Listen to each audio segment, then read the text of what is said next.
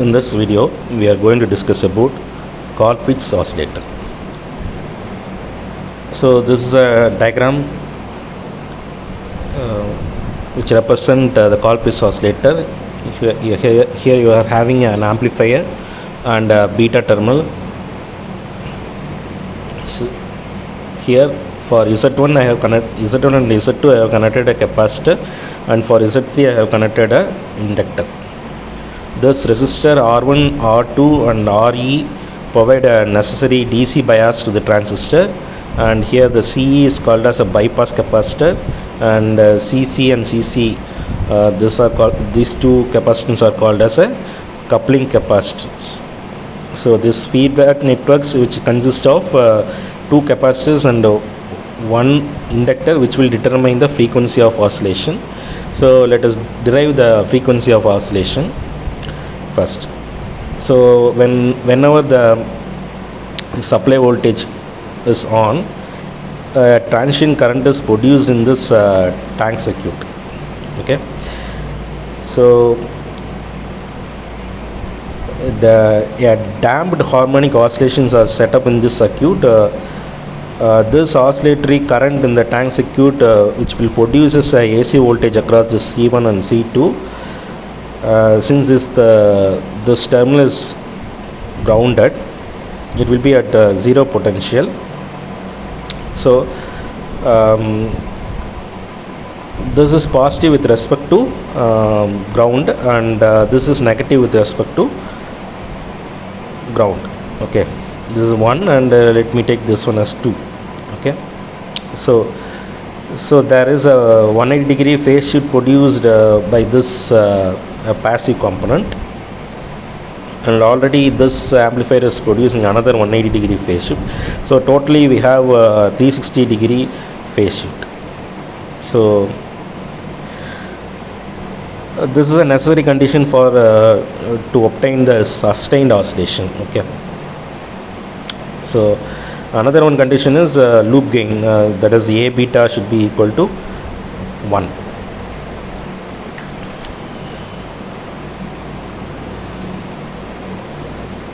So we know that the general form of oscillation equation, HIE Z1 plus Z2 plus Z3 plus Z1 Z2 into 1 plus HFE plus Z1 Z3 is equal to 0.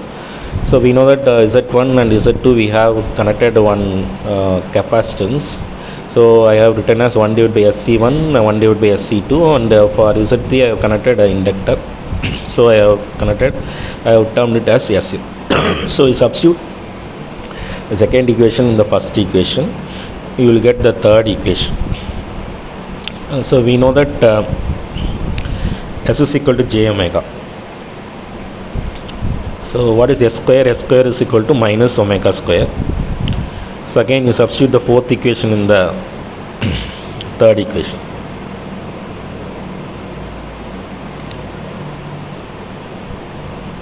Substitute fourth equation in third.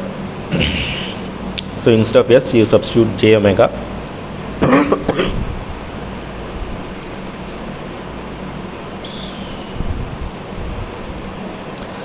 What is S square? S square is equal to minus omega square. 1 by S I can write as 1 by J omega.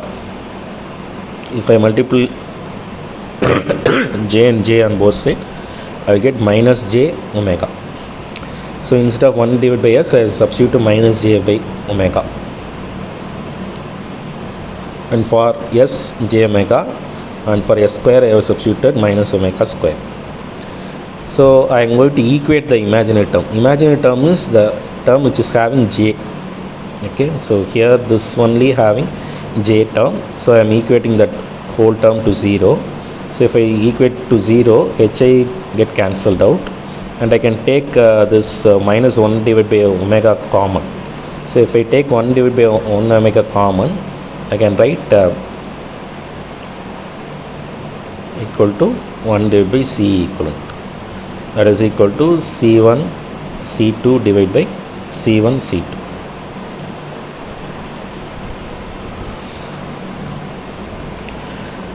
So I can substitute omega square is equal to 1 divided by LC equivalent. So what is omega? Omega is equal to 1 divided by root of LC equivalents. So instead of omega I can substitute 2 pi f. So f is nothing but 1 divided by 2 pi root of LC equivalent. So that should be represented in hertz. So similarly you can equate the real term. So from the equation 5, equate the real term to 0. So if I equate the real term to 0, I will get the value of HFE. HFE is nothing but beta. Okay. So equate this real term to 0. I can bring this LC1 to the right hand side, and I can cancel C1 and C1. So I can get 1 plus HFE is equal to L omega square C square. So what is omega square? From equation 6 I can substitute L C equivalent. So L get cancelled out, and C equivalent is nothing but C1 C2 by C1 plus C2. So I substitute that value. So C2 and C2 get cancelled out. So bring this 1 to the right hand side. So I can write HFE is equal to C1 plus C2 divided by C1 minus 1. So that is equal to C1 plus C2 minus C1 divided by C1.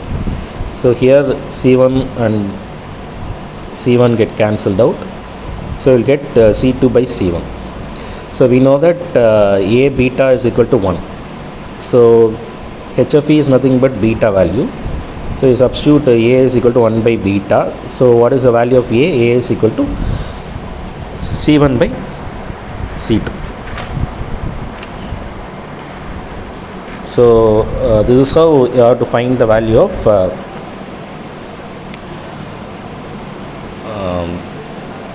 gain and frequency of this Colpitts oscillator. So this generally this commercial signal generators are used between the frequencies frequency ranges about 1 megahertz to 500 megahertz.